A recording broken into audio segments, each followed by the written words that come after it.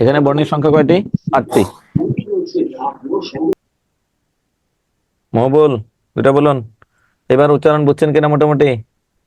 জি sir, ইনশাল্লাহ বুঝছি sir. জি sir, মোটামুটি স্যার। আপনি রেকর্ড গুলো দেখবেন, দেখে দেখে এগুলো প্র্যাকটিস করবেন। উচ্চারণ প্রাইমারি ভাইবার জন্য গুরুত্বপূর্ণ, বাচ্চাদেরকে জি স্যার। এগুলো পড়াইতে হবে। একটা কমেন্ট দেখে ভালো লাগলো, স্যার চাকরি পায় আর না পাই, নিজের বাচ্চাদেরকে তো ভালো শিখাতে পারবো। জি, জি স্যার। জি পারবেন। স্যার। পারবেন, নাহলে নিজের বাচ্চার উল্টা পাল্টা ভুল শিখাইতে হবে। ভাই আমরা হ্যাঁ, এতদিন যা শিখে আসছি সব ভুল শিখে আসছি স্যার। জি, এটা ঠিক করতে হবে। ভুল শিখেছেন, স্যার আমি একটু বলতে চাচ্ছি স্যার, বলুন, বানানগুলো তাড়াতাড়ি আমার বলুন, হয় কিনা। চেষ্টা করুন, চেষ্টা করতে করতে ম হয়ে যাবে। ম নয় বয়ে ফলা দন্তর নয় তর হ্যাঁ, অনন্তর হ্যাঁ, বরিষ্কার বি গিও আকার দন্তান্ন বিজ্ঞান হ্যাঁ, আহ, ক্ষিয় ময়কার মা ক্ষমা হ্যাঁ, সরয় প বয়বিন্দু র আকার হয় ন অপরাহ্ন হ্যাঁ, বয়রফলা আকার হয় ময় আকার মূর্ধন্য ব্রাহ্মণ হুম, আহ, দন্তাস্ব শয় নয়ে আকার দন্তান্ন স্নান তন্ত্র সময় ন ফলা। দন্তস্ব ন ফলা আকার দন্তান্ন স্নান অম্লান সরয় ময়ে লয়ে ফলা আকার দন্তান্ন অম্লান। জি, যাই হোক, আমরা উচ্চারণ মোটামুটি দেখলাম, শুনলাম। আমার ধারণা অধিকাংশ সবাই পারেন। তো যে কয়জনকে মিউট করা হয়েছে এই কয়জনের মধ্যে একটু ভুল ছিল, আশা করি সবাই শুধরে নেবেন। আশা করি ইনশাল্লাহ সবাই স্যার। শুধরে নেবেন। জি প্রাইমারি স্যার। ভাই ভাই আপনাকে হুট করে একটা বানান জিজ্ঞাসা করে বলবে এটা বানান করেন, আপনি তো মনে করবেন কি সহজের সহজ, ভুল করে ফেলাইছেন 3টা। হ্যাঁ, তখন বুঝবেন রেজাল্টের দিন নাম নাই, তখন ব্যয় জি ব্যয় করে স্যার, কান্নাকাটি চর্চা করতে করতে হবে হবে। স্যার বানান। বলুন, তখন বলবেন আমার চাচা নাই, মামা নাই, নানা নাই, আমার কাছে আমার সাথে বৈষম্য করা হয়েছে, চলো যাই আন্দোলন করি, বৈষম্য বিরোধী আন্দোলন। কিন্তু আমি যে বাংলা বানানের 12টা বাজাইছি এটা আমি নিজেও জানি না, বুঝছেন? আমাদের ভাইবার অর্ধেক সমস্যাটা এই একটা জায়গায় হয়, কিন্তু ভাইবাতে ওরা বলে যায় না তুমি এটা বাবা ঠিক করবা, এটা ভুল তোমার। এই আব্দুল আওয়াল কি হয়েছিল আপনার? স্ক্রিনশট দিয়েছেন একটা। আব্দুল আওয়াল আছেন? নাই, আবার মিউট হয়নি। আচ্ছা, যাই হোক, আমি আজকের ওদিকে যাচ্ছি না, আমরা নামাজের বিরতি দিব। আপনাদের নামাজের বিরতির টাইম দেখে আমি নিজে অবাক হয়েছি। আমি বুঝতে পেরেছি, কারণ কেউ যারা পঞ্চগড় তেতুলিয়া আর টেকনাফ কক্সবাজার যারা আছেন টাইম একটা মিলবে না। তো আমি আমার মতো করে নামাজের বিরতি দেবো এখানে 1টা 30 মিনিট থেকে 40 মিনিট, 10 মিনিট বিরতি থাকবে। 1টা 30 থেকে 40 মিনিট। ও আল্লাহ, শাহজালাল লিখছেন স্যার 1টা 30 মিনিট থেকে 2টা পর্যন্ত বিরতি দেন। হ্যাঁ স্যার, 2টা পর্যন্ত তো আপনাদের ক্লাস শেষ, 2টা থেকে তো আমার আরেকটা ক্লাস শুরু। লবণ একবারে দেন, কোনটা করবো? দ্রুত 1 মিনিটে কমেন্ট করেন, আমি ইনস্ট্যান্ট ডিসিশন নিব। দ্রুত কমেন্ট করুন। আমি 2 ক্লাসে আমি একবারে ক্লোজ করে দিচ্ছি, কারণ এখানে সংখ্যাগরিষ্ঠের মতামত এটাই লিখতে হবে। আপনাদের সবার হোম ডিস্ট্রিক্ট আমার জানা হয়নি, কি করব, কি কেমন আছেন, এটাকে কি করছেন, এটাকে তারা বলে খিতা খরতা আছেন। মানুষ জাতিতে এই আঞ্চলিকতার কারণে ধ্বনি পরিবর্তন 3টা কারণে হয়। আর লিখতে হবে না, আর লিখতে হবে না। যারা জামাতে নামাজ পড়তে চান ওনারা লিভ নেন, এবং আপনাদের সবার ডিসিশন অনুযায়ী আমি এই ডিসিশন নিতে বাধ্য হয়েছে যে আপনারা যাচ্ছেন নামাজ শেষ করে দেওয়ার জন্য। এখন একবারে ক্লাস শেষ করার জন্য আমরা এরপরে যাব ধ্বনি পরিবর্তন। এটা যুক্তবর্ণ নিজেরা পড়বেন। বাংলা ভাষার লিপি আসছে কোথা থেকে? ভারতীয় লিপি। ভারতীয় লিপি যেটা বাম দিক থেকে লেখা হয় সেটাকে বলে ব্রাহ্মী, আর ডান দিক থেকে লেখা হলে তাকে বলে খরুষ্ঠী। ব্রাহ্মী লিপির 3টা রূপ, সারদা, নাগর, কুটিল। কুটিল থেকে আসছে বাংলা লিপি। শেষ। বাংলা কোথা থেকে? কুটিল। কুটিল কোথা থেকে? ব্রাহ্মী। ব্রাহ্মী কোথা থেকে? ভারতীয়। বাংলা ভাষার রীতি সাধু এবং চলিত। আমরা যে কথাগুলো বলি একটা মুখে মুখে বলি, একটা লিখে প্রকাশ করি। যেটা লিখে প্রকাশ করি সেটা 2 ধরনের, একটা সাধু, একটা চলিত। যেটা মুখে বলি একটা চলিত, আর একটা আঞ্চলিক। এই আঞ্চলিকতার কারণে ধ্বনি পরিবর্তনটা হয়। সাধু ভাষার ক্ষেত্রে চলিত ভাষার ক্ষেত্রে পার্থক্যটা খেয়াল করবেন, যে ক্রিয়া সর্বনাম অনুসর্গ দীর্ঘ হয়। করিল ওখানে সংক্ষিপ্ত, করলো। তাহারা, তারা, হইতে, হতে। এখন আসুন, ধ্বনি পরিবর্তন বেশ কয়েকটা কারণে হয়। তার মধ্যে হচ্ছে ভৌগোলিক কারণ, দ্রুত উচ্চারণের কারণ, উচ্চারণের সুবিধার কারণ। বেশ কয়েকটা কারণে ধ্বনি পরিবর্তন হয়। বেশ কয়েকটা কারণে ধ্বনি পরিবর্তন হয়। এখন দেখুন, এখন যে বিষয়টা হচ্ছে ধ্বনি পরিবর্তনের কয়েকটা টার্ম। স্বরাগম। স্বরাগম মানে কি? আগম মানে আগমন। স্বরাগম মানে স্বরধ্বনির আগমন। কোন একটা শব্দে যদি অতিরিক্ত স্বরধ্বনি আসে তার নামই স্বরাগম। কোন একটা শব্দে যদি অতিরিক্ত স্বরধ্বনি আসে তাকে আমরা কি বলি? স্বরাগম বলি। এই স্বরাগম 3 প্রকার। যদি শব্দের শুরুতে আসে তার নাম আদি স্বরাগম, মাঝখানে আসলে মধ্য স্বরাগম, শেষে আসলে অন্ত স্বরাগম। আপনাকে বুঝতে হবে, মুখস্থ করা যাবে না, বোঝার চেষ্টা করুন। কোন একটা শব্দে অতিরিক্ত স্বরধ্বনি আসছে তার নাম স্বরাগম, আদিতে বা শুরুতে আসছে আদি স্বরাগম, মাঝখানে আসছে মধ্য স্বরাগম, অন্তে বা লাস্টে আসছে অন্ত স্বরাগম।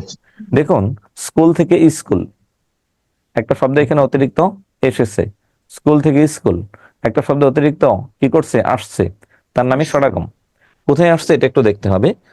স্কুল থেকে স্কুল শুরুতেই, স্টেশন থেকে স্টেশন শুরুতেই, শুরুতে আসলে তাকে বলে আদি স্বরাগম। দিশ থেকে দিশা কোথায় আসছে? লাস্টে, অন্তে আসছে, অন্তে আসলে তাকে বলে অন্ত স্বরাগম। সত্য থেকে সত্যি, রসিকাটা দেখা যায় মাঝখানে কিন্তু কোন বর্ণের মাঝে, তো এই রসিকার তি, এই রসিকার তো এর আগে না, দেখতে আগে দেখা গেল বাস্তবে পড়ে। কার কখনো বর্ণের আগে বসতে পারে না, কার কখনোই বর্ণের আগে বসতে পারে না, কার কখনোই বর্ণের আগে বসতে পারে না, কার কখনোই বর্ণের আগে বসতে পারে না। তাহলে দেখুন, দিশ থেকে দিশা, সত্য থেকে সত্যি, লাস্টে আসছে। তাহলে প্রীতি থেকে পিরিতি, এখানে দেখুন কি কি বর্ণ আছে। প প্লাস রফলা মানে অন্তস্তর, প্লাস দীর্ঘ ই, প্লাস ত, প্লাস রস ই, প্রীতি। এই পিরিতি, এই রসইকারটা একটু আগে বলছিলাম প এর আগে না, আমরা বলি পই রসইকার, আগে বলি প এরপরে রসইকার। তার মানে আগে হচ্ছে প এরপরে রসইকার, পি অন্তস্থ র প্লাস দীর্ঘ ই প্লাস ত প্লাস রস ই। কাটেন, ই ই, ত ত, ই ই, র র, প প। অতিরিক্ত কি আছে একটা? মহবল ই। সেই হ্যাঁ বলুন, অতিরিক্ত কি আছে একটা? ই। শুরুতে না মাঝে না শেষে? কণিকা, স্যার রবিউল, মাঝখানে, কোথায় আসছে? মাঝখানে স্যার। জি স্যার। আবার বলুন, কোথায় আছে? মাঝখানে, জি স্যার। মাঝখানে আছে। আপনারা বেশ কয়েকজন বলছেন স্যার কথা বলতে চাই, আপনাদের কথাটা দয়া করে লিখিত আকারে প্রকাশ করুন, আমি উত্তর দেওয়ার চেষ্টা করব। হয়তো আমি সবাইকে সময় দিতে পারবো না, আমার হাতে যে সময় আছে সবাইকে সময় দিতে পারবো না। আয়েশা বলুন। তাহলে মূল বিষয়টা কি হলো? মূল মূল বিষয়টা হলো যে শব্দের মাঝে যদি কোনো স্বরধ্বনি আসে তার নামই স্বরাগম। যদি আগে আসে, শুরুতে আসে আদি স্বরাগম, মাঝখানে আসে মধ্য স্বরাগম, অন্তে আসে অন্ত স্বরাগম। মহুবল 3টা লাইন বলুন, উদাহরণ গুলো বলবো স্যার। বলুন বলুন বলুন। আদি স্বরাগম, যে শুরুতে আসলে আদি স্বরাগম, মাঝে যদি আসে তাহলে মধ্য স্বরাগম, শেষে আসলে অন্তঃস্বরগম। অন্ত স্বরাগম।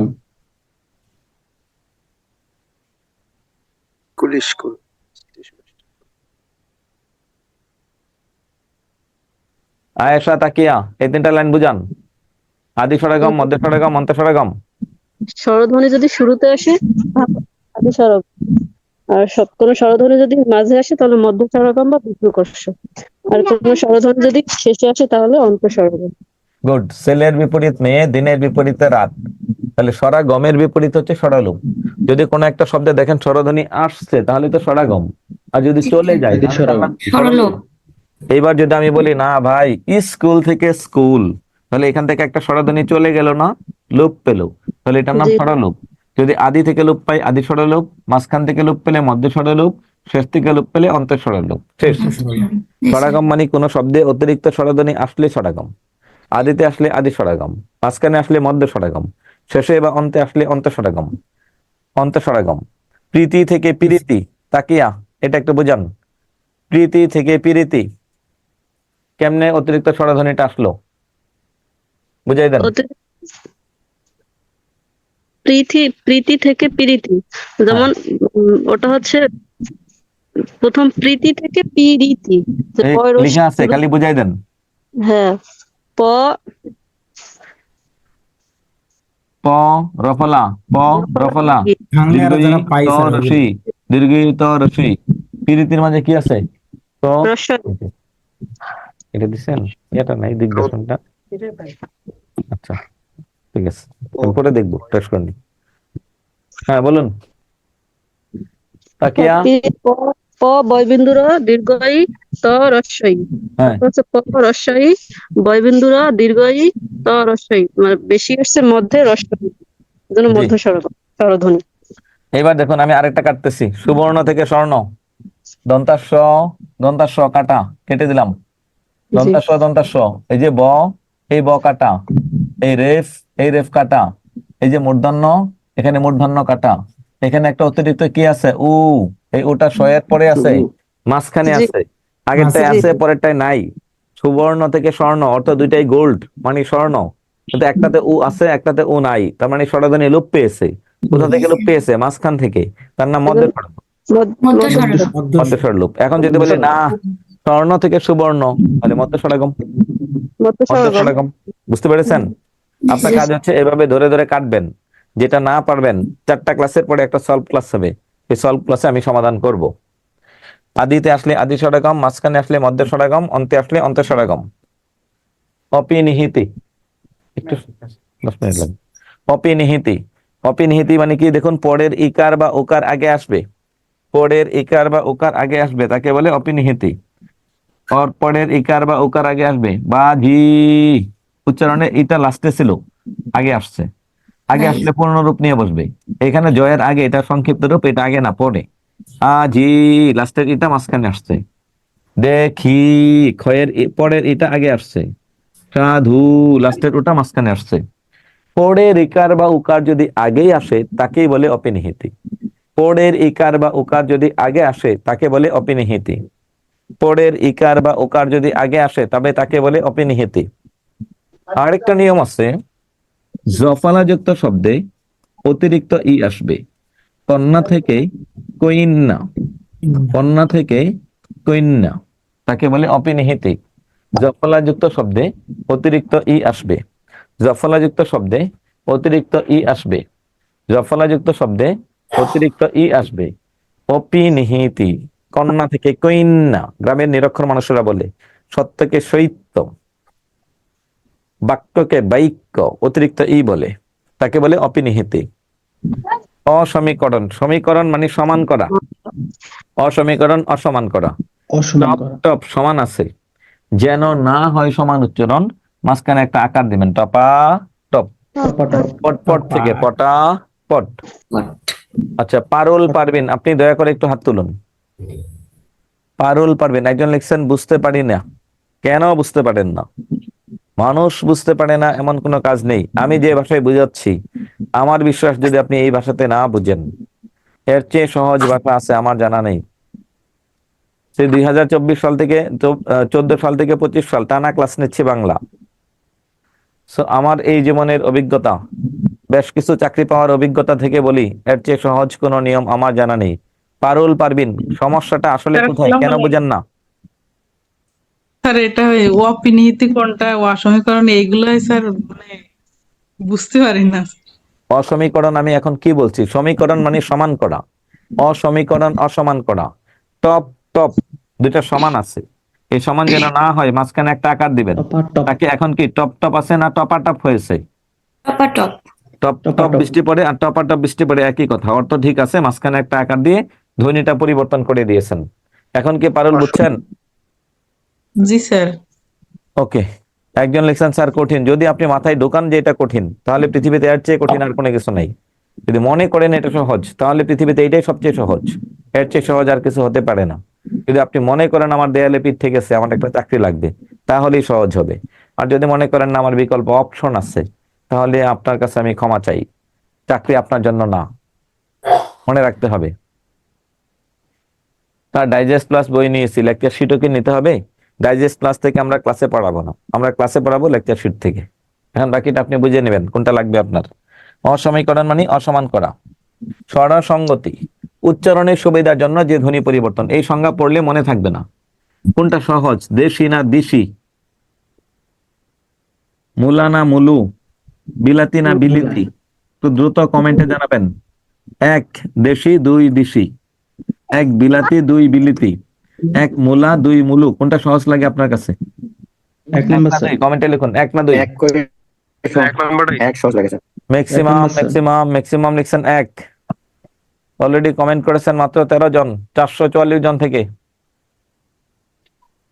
সময় দিলাম 1 মিনিট। কোনটা সহজ, মুলা না মুলু? একটি স্বরধ্বনির প্রভাবে শব্দে অপর স্বরের পরিবর্তন ঘটলে তাকে স্বরসঙ্গতি বলে। এই স্বরসঙ্গতির সংজ্ঞা পড়ে লাভ নেই, আগে বুঝেন, এরপরে লিখবেন। 155 জন কমেন্ট করেছেন, তার মধ্যে আমি 80% বেশি অ্যাসাইনমেন্টের বিষয়টা যিনি দিয়েছেন ওনার কাছ থেকে তথ্য নেবেন। আমি অ্যাসাইনমেন্টের বিষয়ে ক্লাসে কিছুই বলবো না। সবাই এক লিখছেন, সবাই এক লিখছেন, নট এ সিঙ্গেল ওয়ার্ড 2 লিখছেন, সবাই একই লিখছেন। ওকে, আর লাগবে না।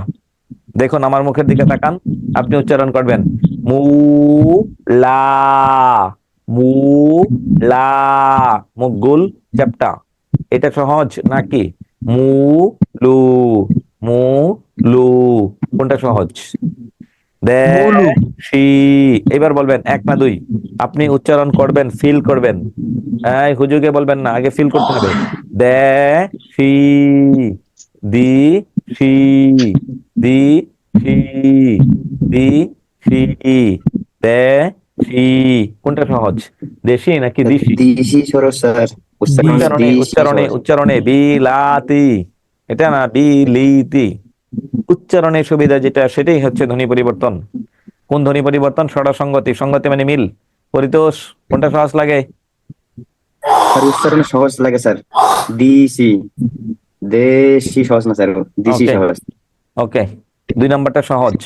এখন দেখুন, জি স্যার। উচ্চারণের সহজের জন্য সঙ্গতি মানে মিল, উচ্চারণের মিল করার জন্য যে ধ্বনি পরিবর্তন তাকে বলি ষড়সঙ্গতি। ষড়সঙ্গতির বেশ কয়েকটা প্রকার আছে। প্রগত মানে প্রথমটি ঠিক থাকবে। কোনটা ঠিক থাকবে? প্রথমটি। প্রথমটি। পরাগত মানে পরেরটি বা শেষেরটি ঠিক থাকবে। পরাগত মানে কোনটা ঠিক থাকবে? শেষ। শেষেরটি বা পরেরটি। এবার দেখুন, মূলা থেকে মূলো ঠিক আছে কোনটা? মূলা থেকে মূলো ঠিক আছে কোনটা? মু, মু, রসৌকার, রসৌকার। প্রথমটা না পরেরটা? লা না মু? মু ঠিক প্রথমটা ঠিক আছে, আছে স্যার। প্রথমটা ঠিক আছে। তাহলে এটা প্রগত। দেশি থেকে দিশি ঠিক আছে কোনটা? এ না ই? দে এ ই ঠিক ঠিক আছে নাই, স্যার। ই ঠিক আছে। ই ঠিক তাহলে আছে। এটার নাম কি? পরাগত। শেষেরটা ঠিক আছে না? দে ঠিক থাকলে, একার ঠিক থাকলে প্রগত হইতো, আর রসিকার ঠিক আছে, তাহলে এটার নাম হবে কি? পরাগত। পরাগত। দুই পাশের দুইটা অনুযায়ী যদি এই যে মাঝের আকারটা রসিকার হয়েছে, তাই এটাকে বলে হচ্ছে মধ্যগত। মধ্যগত, হ্যাঁ। বুঝতে হবে, না বুঝে মুখস্থ করবেন, 1000 বার মুখস্থ করবেন, 1001 বারে মাথায় ভুলে যাবেন। পরীক্ষার প্রশ্ন আসলে ভুল করবেন করবেন করবেনই, এটা নিশ্চিত, যদি মুখস্থ করেন। আর যদি বুঝে পড়েন, যে প্রান্ত থেকে এই প্রশ্ন আসুক আপনি উত্তর দিয়ে আসবেন। এইবার দেখুন মূলারে কি বানাই, দেখুন কোনটা ঠিক আছে। মূলা থেকে মূলু, মূলা থেকে মূলু, মূলা থেকে মূলু, একটাও ঠিক আছে? জি না। না স্যার। তাহলে এটার নাম কি? অন্যান্য অন্যান্য। মহবুল বোঝান, এটা 3টা শব্দ বোঝান। প্রগত মানে কি? প্রগত মানে প্রথমটা ঠিক থাকবে, পরাগত? পরাগত হচ্ছে পরেরটা ঠিক থাকবে, মধ্যগত? আর মধ্যগত হচ্ছে মাঝেরটা ঠিক থাকবে, আর অন্যান্যটা অনন্য? মানে কোনোটাই ঠিক থাকবে না। যারা কমেন্টে লিখছেন বুঝলাম না, ওনারা দয়া করে এই অংশটুকু রেকর্ড 3 বার দেখবেন, তাহলে বুঝবেন। প্রগত মানে প্রথমটা ঠিক, পরাগত মানে শেষেরটা ঠিক, আর অনন্য মানে কোনোটাই ঠিক না। কোনোটাই ঠিক না। 2-1 জন লিখছেন, একজন স্যার মাত্র ঢুকছি কিছু বুঝি নাই। মাত্র ঢুকলেই কিছু বুঝবেন না, এটা স্বাভাবিক। আপনি রেকর্ড দেখবেন। স্যার মধ্যগত মানে তো মাঝেরটা ঠিক থাকবে না। দুই পাশের দুইটা অনুযায়ী মাঝেরটা পরিবর্তন হবে। জি স্যার। এই যে এখানে আকার ছিল বিলাতি, আকারটা এখানে দুই পাশের ই ই অনুযায়ী বিলিতি হয়ে গেছে। মাঝেরটা পরিবর্তন।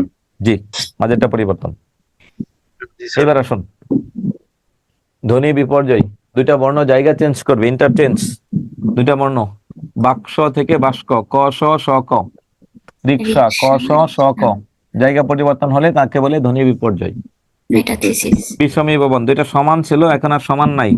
বিষমীর অপর নাম অসমী, মনে রাখবেন, অসমান হয়েছে। বিষমীর অপর নাম অসমী।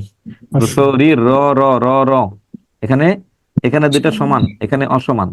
সমান অসমান, দুইটা সমান বর্ণ অসমান হলে তাকে বলে অসমী ভবন অসমী। বা বিষমী ভবন। বিষমী ভবন। এখন আর সমান নাই। আগে দুইটা সমান ছিল, এখন আর সমান নাই। আগে দুইটা সমান ছিল, এখন আর সমান নাই। সমীভবন। সমীভবন মানে কি? আগেরটা ঠিক উল্টা, দুইটা অসমান বর্ণ সমান হবে, তাকে বলে সমীভবন। ধর্ম, রেফ আর ম দুইটা অসমান বর্ণ, আর এখানে ময় ময় দুইটা সমান। গল্প, দুইটা অসমান বর্ণ, পয় পয় দুইটা সমান। জন্ম, দুইটা অসমান বর্ণ, ময় ময় দুইটা সমান। বুঝছেন? অসমান থেকে সমান হলে সমী। সমীভবন 3 প্রকার, প্রগত, পরাগত, অনন্য। দ আর ম দুইটা অসমান, এই দটা ডাবল হয়েছে তাই প্রগত। চক্র ক এবং র দুইটা অসমান, কটা ডাবল হয়েছে। জন্ম ন আর ম দুটা ডাবল, মটা এখানে ডাবল হয়েছে, পরেরটা ডাবল হয়েছে মানে পরাগত। সত্য ত এবং জফলা দুইটা অসমান, এখানে দুইটা সমান সমী। ত অনাই জ অনাই, অন্য একটা ডাবল হয়েছে তাই এটাকে বলে অনন্য। এটাকে কি বলে? অন্য। দুটি সমান বর্ণ অসমান হলে বিষমী, অসমী। অসমান বর্ণ সমান হলে সমী। প্রথমটা ঠিক থাকলে প্রগত, শেষেরটা ঠিক থাকলে পরাগত, কোনোটাই ঠিক না থাকলে অনন্য। অনন্য। এরপরে আসুন দ্বিতীয় ব্যঞ্জন, একটা বর্ণ ডাবল হবে, পাকা থেকে পাক্কা, সকাল থেকে সকাল। একটার পরিবর্তে আরেকটা আসবে, কবাট থেকে কপাট, বয়ের পরিবর্তে প, দুপা থেকে দুপা, বয়ের পরিবর্তে প, একটার পরিবর্তে আরেকটা আসবে, তাকে বলে হচ্ছে কি? ব্যঞ্জন বিকৃতি। বিকৃতি। ব্যঞ্জন চ্যুতি, পাশাপাশি অবস্থিত দুইটি ব্যঞ্জন থেকে একটি ব্যঞ্জন লোপ পাবে। এক জাতীয় পাশাপাশি আছে, দুইটা থেকে একটা লোপ পাবে। পাশাপাশি অবস্থিত দুটি ব্যঞ্জন থেকে একটি ব্যঞ্জন লোপ পাবে। বড় দাদা, দা দা, দা দা, দা দা, কয়টা আছে? দা দুইটা, দা দুইটা। একটা লোপ। ও দিদি, দি দি, দুইটা ব্যঞ্জন থেকে একটা ব্যঞ্জন লোপ, তার নাম ব্যঞ্জন চ্যুতি। ব্যঞ্জন। আর যে কোনো একটা ব্যঞ্জন লোপ, হা একবার ছিল, হি একবার ছিল, ফাল্গুন থেকে ফাগুন, ল একবার ছিল, যে কোনো একটা বলে বর্ণ লোপ পেলে তাকে বলে অন্তর্হতি। সাউন্ড হচ্ছে, যে কোনো একটা বর্ণ লোপ পেলে তাকে আমরা কি বলি? অন্তর্হতি। এক জাতীয় দুইটা থেকে একটা লোপ পেলে তাকে বলি ব্যঞ্জন চ্যুতি। ব্যঞ্জন চ্যুতি। এখন আসুন আমরা আবার রিভিশন দিচ্ছি, খেয়াল করুন, খেয়াল করুন, আবার রিভিশন দিচ্ছি। যে কোনো একটা বর্ণ লোপ পেলে অন্তর্হতি, এক জাতীয় দুইটা থেকে একটা লোপ পেলে ব্যঞ্জন ব্যঞ্জন চ্যুতি। চ্যুতি। ব্যঞ্জন চ্যুতি। চ্যুতি। একটা বর্ণের পরিবর্তে আরেকটা বর্ণ আসলে তাকে বলি ব্যঞ্জন বিকৃতি। একটা বর্ণ দুইবার আসলে তাকে বলি দ্বিতীয় ব্যঞ্জন। দ্বিতীয় ব্যঞ্জন। দুটো অসমান সমান হলে সমীভবন, প্রথমটা ঠিক থাকলে প্রগত, শেষেরটা ঠিক থাকলে পরাগত, কোনোটাই ঠিক না থাকলে অনন্য। অনন্য। দুটা সমান থেকে অসমান হলে তাকে বলি বিষমী ভবন, আর দুইটা বর্ণ জায়গা পরিবর্তন করলে তাকে বলে ধ্বনি বিপর্যয়। আর উচ্চারণের সুবিধার জন্য যে ধ্বনি পরিবর্তন তাকে বলে স্বরসঙ্গতি। সমান থেকে অসমান করতে আকার দিলে তাকে বলে অসমীকরণ। সমীকরণ। পরের ইকার বা উকার আগে আসলে তাকে বলে অপিনিহিতি। অপিনিহিতি। যদি কোনো শব্দে অতিরিক্ত স্বরধ্বনি আসে তার নাম স্বরাগম। আদিতে আসলে আদি স্বরাগম, মাঝখানে আসলে মধ্যে স্বরাগম, অন্তে আসলে অন্ত স্বরাগম। প্রগত স্বরসঙ্গতি আর প্রগত সমীভবন কি করে চিনবো? দেখুন, একটার সাথে আরেকটার কোনো মিল নাই। আপনার যে কোনো ঝামেলা হবে এইরকম কোনো মিল নাই। আপনি ভালো করে আরেকবার পড়বেন, হ্যাঁ আরেকবার পড়বেন ভালো করে, তাহলেই হবে। কোনো ধরনের কোনো মিল নাই। আচ্ছা, এই ছিল আমাদের আজকের ক্লাসের আলোচনার বিষয়। আমরা পরবর্তী ক্লাসে পড়ব নত্য সত্য বিধান বা বাংলা বানান। আজকে যতটুকু অংশ পড়িয়েছি এইটুকু ভালো করে পড়ে নেবেন। যদি কারো কোনো সমস্যা হয় এই সমস্যাগুলো পরবর্তী ক্লাসে আমরা সমাধান করব। আমাদের আজকের ক্লাস এই পর্যন্তই।